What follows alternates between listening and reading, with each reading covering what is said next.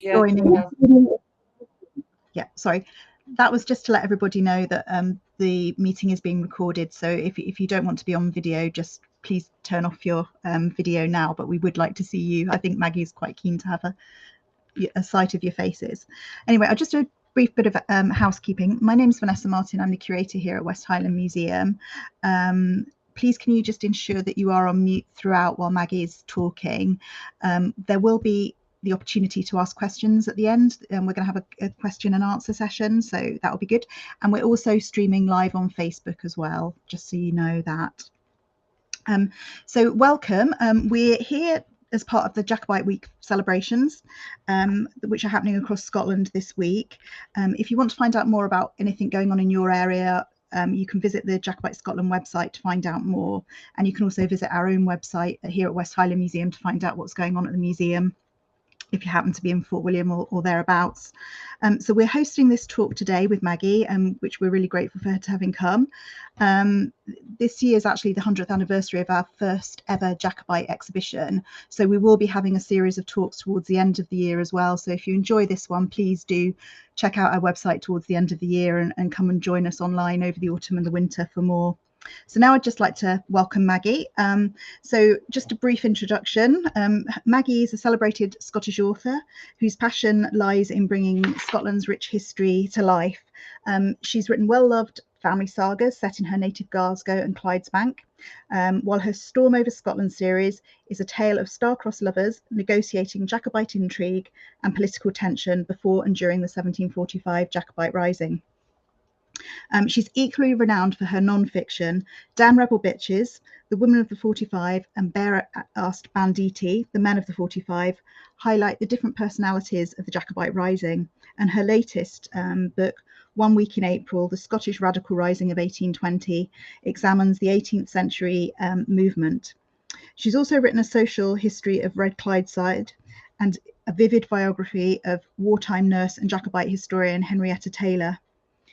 She's renowned for her meticulous research, and Maggie has described as writing with brilliant, authentic voice. Please join me in welcoming Maggie to this talk. Well, thank you for that, Vanessa, and hello everybody, and good afternoon to all of you. It's good of you to join us today. I'm going to ask for Ian to put up 3 slides just to begin with. So they should be coming soon. And the first one is the cover of Damn Rebel Witches. I have to give a plug to my brilliant cover designer, Kathy Helms, who actually is based in North Carolina and does a lot of work for Scottish authors. She really gets what we want the books to look like.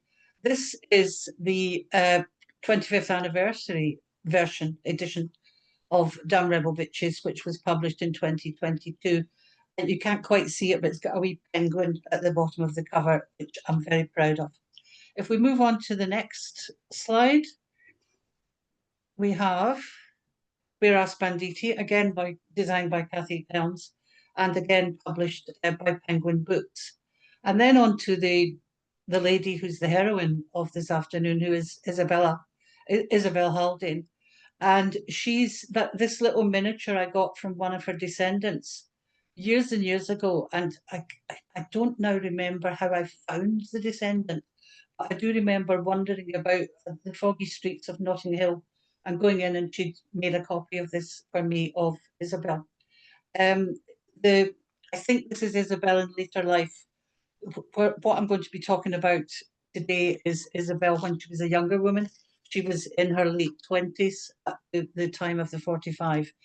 Now, if we can move on from Isabel and just go back to the screen, I've got here, I don't have a slide of it, but I have the lights catching it. That's Damn Rebel Bitches, the original edition. And the woman on horseback is Jenny Cameron of Glendessery, who led 300 men to the raising of the standard at Glenfinnan, because her brother, who should have gone, did not keep good health. So she led the men to Glenfinnan. Her reward was to be pilloried as, you know, people in those days couldn't think that a woman might be supporting Bonnie Prince Charlie because she shared the same politics. So people said, oh, she must be his mistress. And then they discovered that Jenny Cameron was about 45, 46 at the time. And Bonnie Prince Charlie at the time was 25, 26. And a few Victorian authors said she was obviously far too old to be his mistress, thus adding ageism to their prejudice. When I first wrote this book, it was first published in 1997, and it had two births, if you like. One reason was because I was writing a novel at the time, a big, sprawling time slip novel set in 1990s Glasgow and the 45. And I went looking for a baddie, a villain, and boy, did I find one in Caroline Frederick Scott. And the other reason was because in 1995, it was one of those significant anniversaries of the 45, and people were writing articles in magazines, and I thought, oh goodness me, surely somebody will write something about the women. Because I was researching, I was finding all sorts of interesting women, including Isabel, and nobody said, nobody put out an article. And I think I have to credit my husband as saying, well, why don't you do it? Why don't you write a book? So I did. And when I first went to give talks about DRB, as we call it for short in our house, people would say, well, there's two men, and I'm not being mean, but they both said this is true. One said, are you a feminist then? And he actually took a step back when he asked that question. And I don't know what he thought I was going to do. Perhaps he thought I was going to bash him over the head with the book. I have to say that there's a third question here, or third comment, when I pitched this book to a publisher, they said it's a bit niche. And I wondered why the history of 50% of the human race in a very significant period of Scottish history was niche and not just about the people who were around at that time and playing their part. Somebody else said to me, how could women have been involved? They didn't even have the vote, which is actually, I'm going to be rude, is a profoundly stupid comment. Because not many men had the vote back in those days. Politics was being played out in different ways on the battlefield. Women could assemble men like Jenny Cameron, bringing them to Glenfinnan. They could get supplies together. They could pass messages on. So I found lots and lots of women who were doing lots of interesting things. And so we come to Isabel, who at the time of the 45 was in her late 20s and already had 5 children, and one expected, with her husband, Charles Stewart of Ardsheal. Now, Ardsheal was a big, strong man, apparently an excellent swordsman, and he had bested the legendary Rob Roy MacGregor in a duel.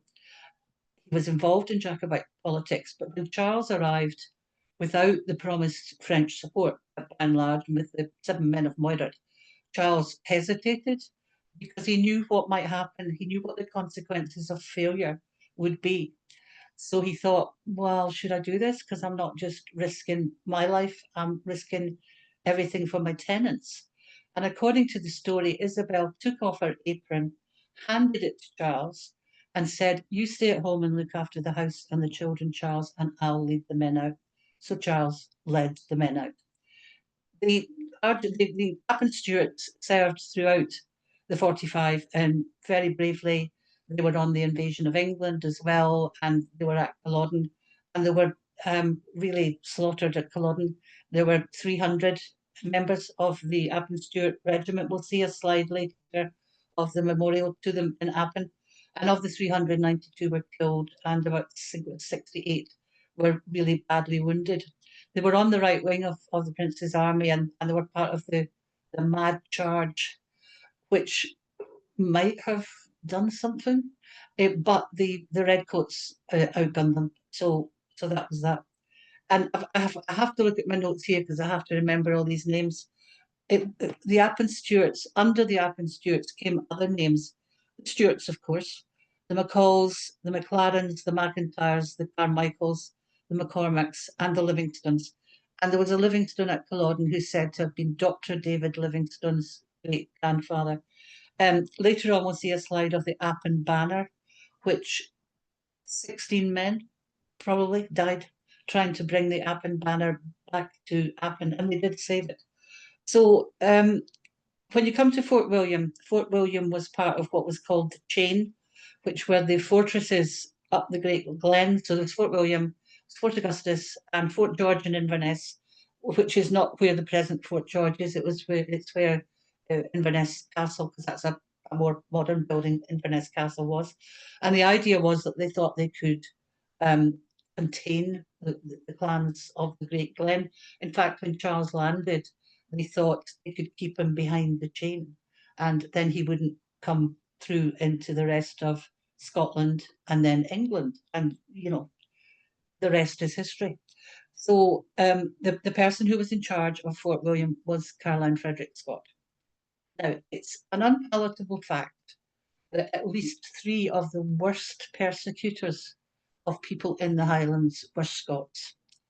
I have a theory about this. I think they were falling over backwards to prove that they were not disloyal to the British Crown, because they had their sights set on moving up within the British Army. And in fact, have an expression which is embarrassing Jacobite relative syndrome, because a lot of them were closely related to the Jacobites. Sometimes when you look at Scottish history, it's as though everyone was related to everyone else. And Caroline Frederick Scott had this problem because he was related to Provost Archibald Stewart of Edinburgh, who is said to have colluded about the Jacobites getting into Edinburgh without a shot being fired. Scott was from Edinburgh. His family was from Edinburgh.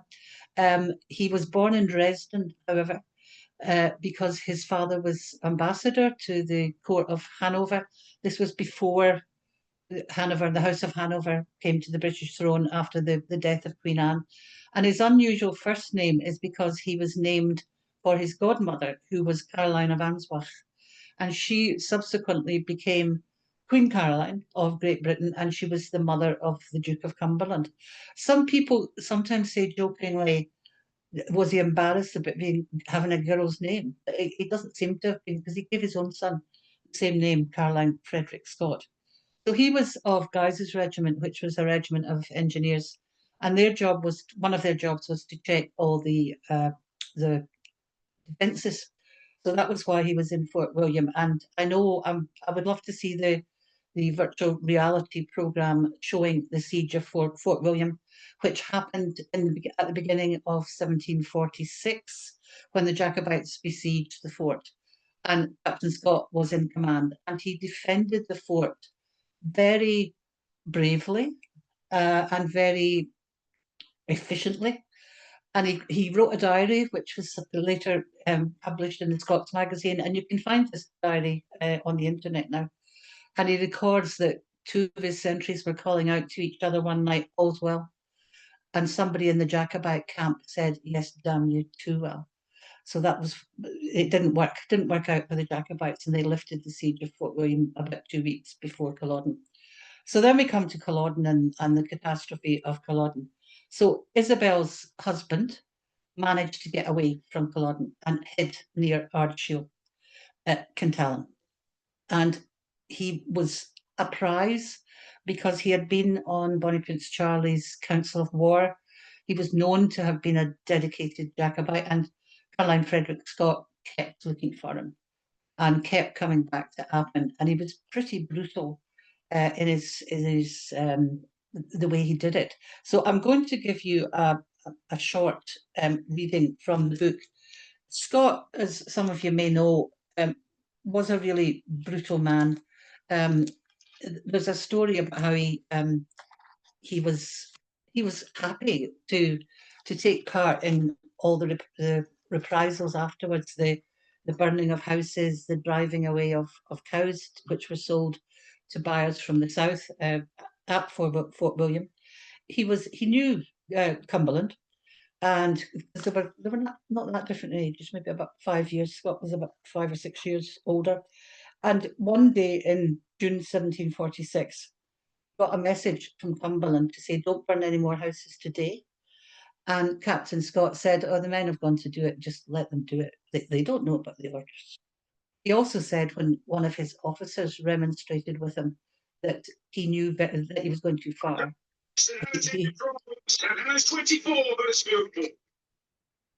Oh, we had a wee interruption there. It's in just a moment, Mark, with the edge of his hand. Just a couple of months away. Let's quickly take you back to 2003 and a classic test. Right, can I keep going? Something went wrong there. Right, okay, I'll keep going. And again, when one of his officers said to him, "You're going too far," he said he knew very well what he was doing, which was not without orders. So I've called that the Nuremberg defense. He wasn't only obeying orders, he clearly took a delight almost in punishing people. There's this horrible story about 3 Jacobites who came to surrender to him, and he hanged them out of hand. And they were laughing when the ropes were put about their necks because they thought he was just teasing them in a way. But he did hang these people. And then we come on to Isabel. So here's a wee reading. And the other thing, I don't know if there's any Campbells on here. When I was looking for bad guys, I thought, oh, I'll find a Campbell. But it turns out that story's nuanced, much more nuanced, because history always is nuanced. Here I go. Astonishingly, given that the massacre of Glencoe was within living memory, Alexander MacDonald of Glencoe chose to surrender to Major General Campbell, who was the government commander, and advised his people to do likewise. His letter to Campbell and the latter's subsequent treatment of him shows a great deal of mutual respect between the two men. Obeying a direct order from Cumberland, Major General Campbell wrote to his son Jack on 24th of May, telling him that he had driven off the castle of Ardsheal and Stewart of Ballachulish for sale to dealers from the south. However, the very next day we find him writing to Isabel Haldane, telling her that he is sending back some of her livestock, along with some oatmeal from his own stores, quotes, for the use of yourself and little ones. Isabel's unhappy situation, wrote John Campbell, makes my heart ache. Her situation did not make Caroline Frederick Scott's heart ache. In July 1746, Colonel Jack wrote to his father advising a further combing of Appin. Intelligence reports from Castle Stalker indicated that, quote, Ardsheal is still in that country and some other gentlemen. Captain Scott needed no further encouragement to start a full-scale search of the area. Ardsheal was in Appin and had taken to the heather, or more accurately, to a cave on Benvey, I hope I've pronounced that correctly, whose mouth was conveniently hidden by a waterfall. His exploits while in hiding have passed into folklore, and it's often difficult to disentangle the truth from lovingly embroidered legend. One story tells of a frantic warning being sent from the ferry at Ballachulish on a morning after Charles had left the cave to spend the night in the barn at Ardsheal with Isabel. It said that she spread some hay over her husband, put a blanket over the hay, and was calmly sitting on top of it, holding her youngest child by the time the soldiers arrived. On another occasion, we are told, surprised by the sudden arrival of Captain Scott and his troopers while visiting his wife, Ardsheal had to take refuge in a tiny cave near the house and was stuck there for several days without food and water.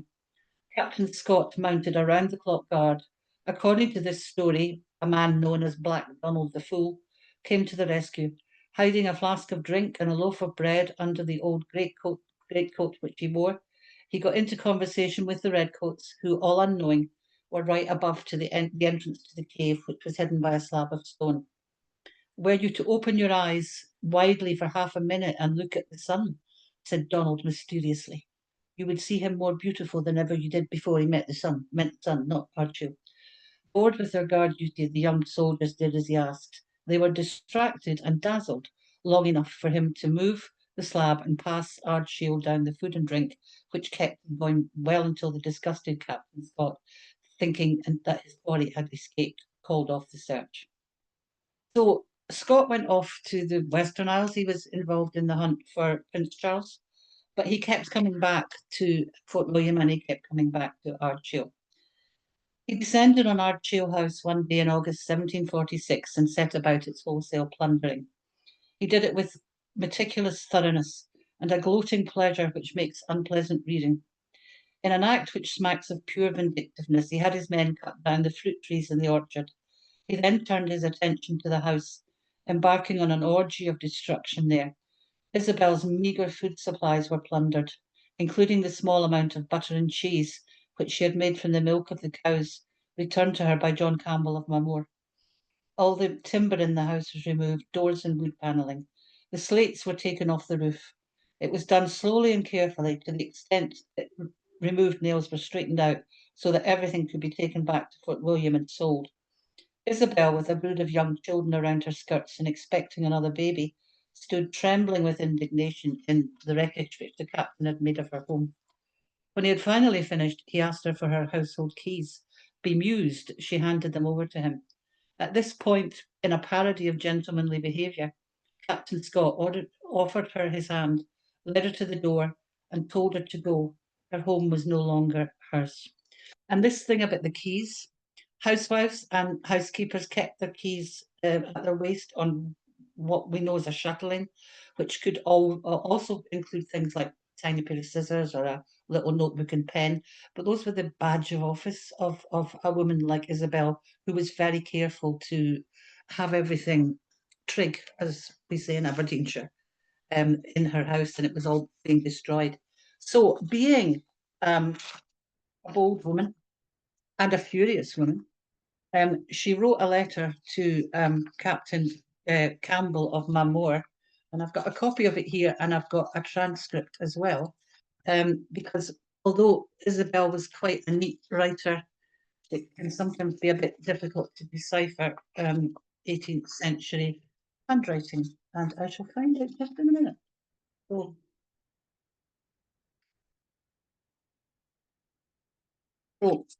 this is what it looks like. She wrote 2 pages of this quite.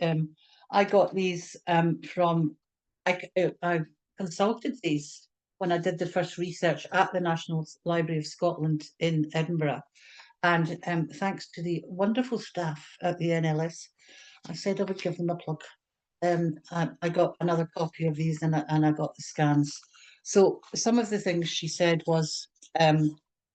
Though she doubts not that I've lost it again. That's very efficient of me. She knows that he will have heard of what happened, and she says several times she doesn't want to take up too much of General Campbell's time, and then proceeds to pour it all out. So she talks about to General Campbell. She says she knows he has a humane character, and she said she and her children were the unhappy instruments of Captain Scott's cruelty, and she couldn't believe that these are her words, that any man, especially bred in a civilized country and good company, could be so free of compassion or anything at all of the gentleman to descend to such a low degree of meanness as he did. Begged him to leave some of the stuff behind. He robbed the house, he took everything out of the house. But he would not allow me so much as the smallest of my pots to dress a little victuals for my children. No spoon or knife or fork or bed or even a blanket, nor any kind of linen. So he let them wear the clothes they were standing up in, but that was it. And then she mentions about taking away the butter and cheese that she had made from the cows, which Mamore had let her have. And she had a little pony, which she rode on and which brought in the peats, and he took away the little pony. And she also had a tutor for her children, who was Willie Cumming of Aberdeen, and he had come across to be their tutor, and he was well recommended from Aberdeen University. And Scott arrested him, and took him off to Fort William. And he was scared. He didn't want to stay in Appin after this, because Isabel, who obviously was not lacking in courage, followed Scott to Fort William and got Willie Cumming released. But Scott had stolen some stuff from him, a purse that had some money in it. So here we go.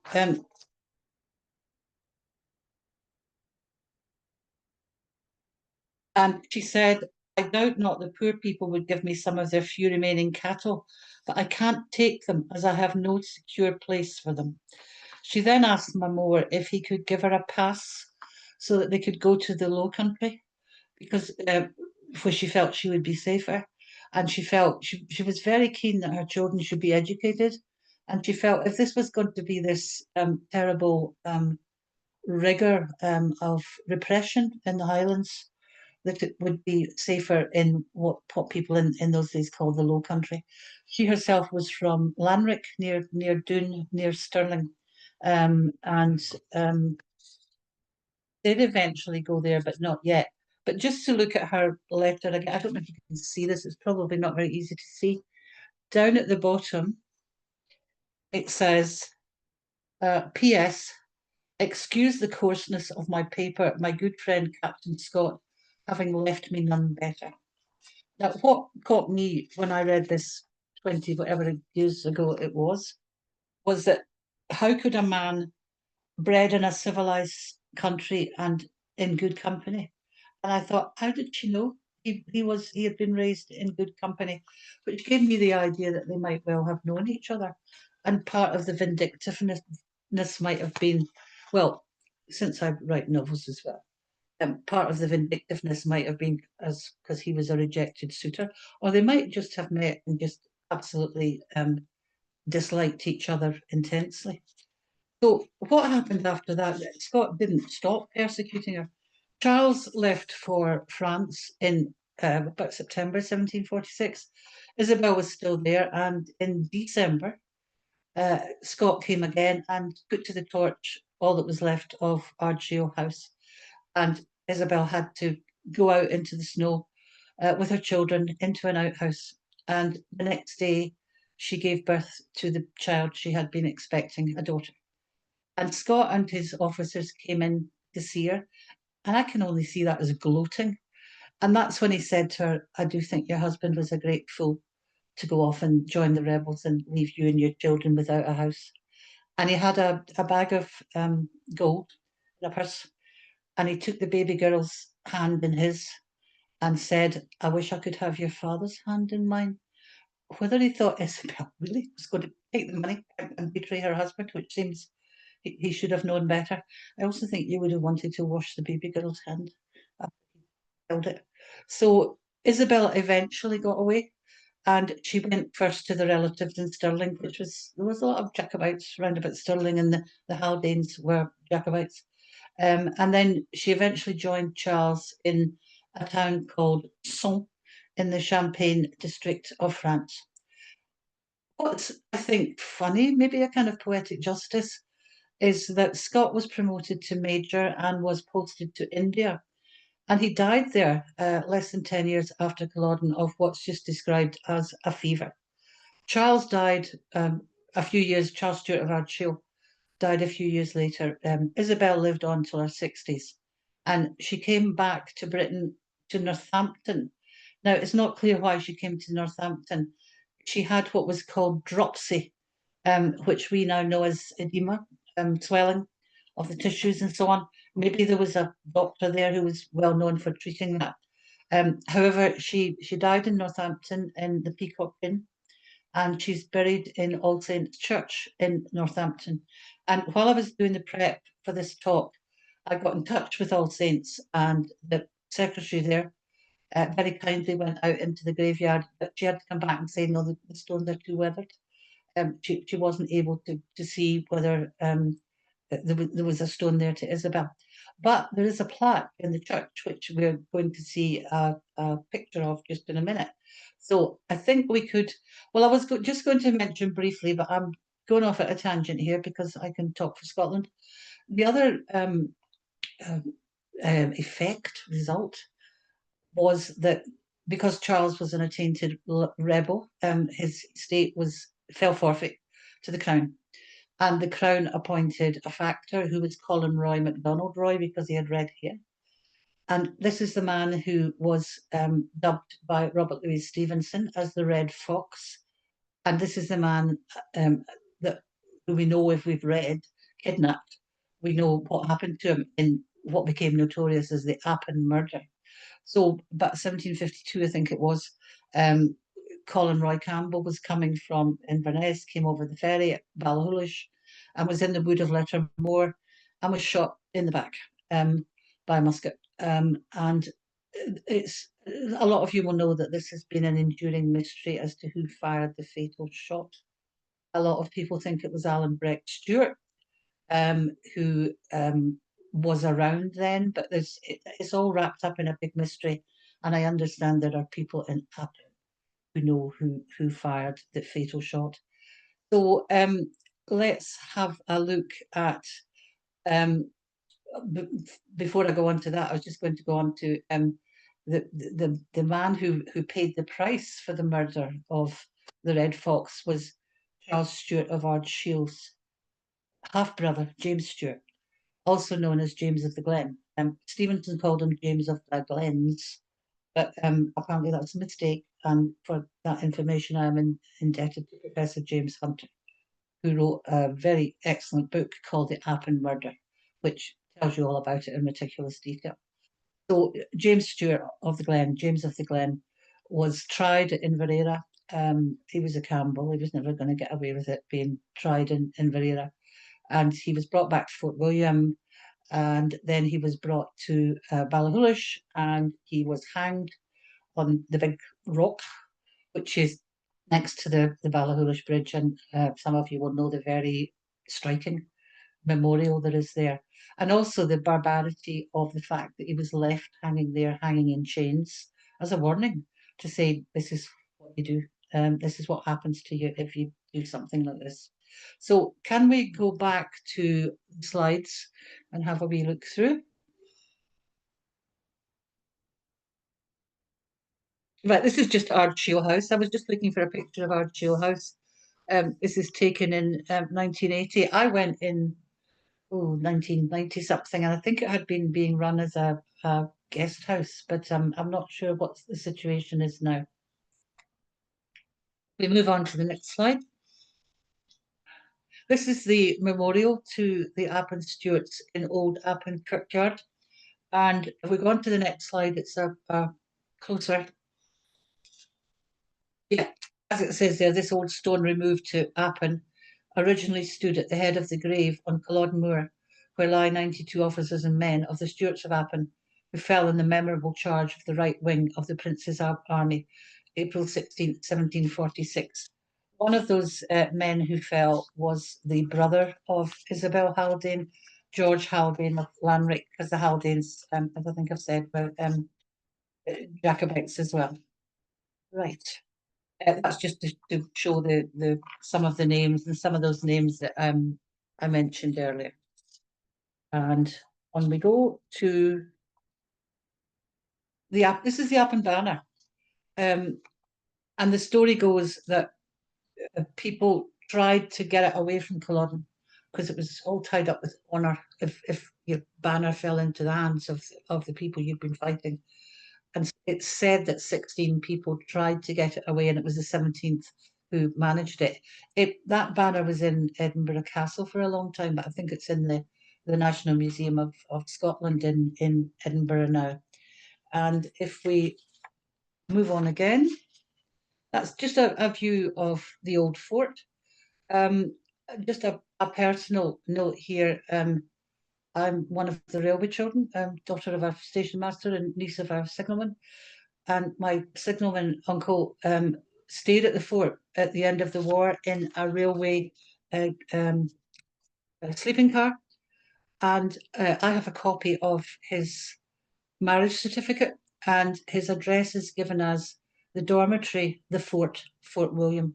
So I think that's rather nice to kind of remember, to have that personal connection. Now, if we move on again, we've got the governor's room at Fort William, rebuilt, reinstalled at the West Highland Museum. I think I shall be corrected if I'm wrong. I think that's a birching table in front of it. And when I first came to Fort William when I was a wee girl, that somehow had a big effect on me, the birching table. Maybe it was just because of the brutality of the punishment. And then we move on again to the old entrance to the fort, which is not where it was. It has been moved, and it's more where the Jacobites launched their attack from. Again, when I was researching this, I went to the supermarket, which is now a different name of supermarket, and walked in, and they had wonderful tiled illustrations of the siege of 1746, but I think that's long gone. Now, if we move on, we get to, this is All Saints Church in Northampton, and the plaque, second from the left, is Isabel's plaque. And if we go on to the next slide, that's it in more detail. And I have a translation of it because it's in Latin, obviously. So it's interesting that there's a plaque to her there, because she must have been well thought of in Northampton, or perhaps she had relatives, perhaps grown-up children. So what it says in the plaque, the end of it is, in a worse than civil war, her house plundered and overthrown by soldiers, innocent, she was compelled to give birth to her babe in a poor and mean hut, and on the next night to flee through the snow, accompanied by her young and tender children. It ends thus: in adversity, therefore, O traveller, be not too much dismayed. Piety may surmount a rugged road. So there she is. I think we should think about making pilgrimages to Northampton and putting some flowers under her plaque. I think now I've sort of, there's Isabel again. I think I'm very happy to take any questions if anybody's got questions. I have another wee thing I might read to you, but we'll leave that till a wee bit later. That's fantastic. That's great, Maggie. Thank you so much.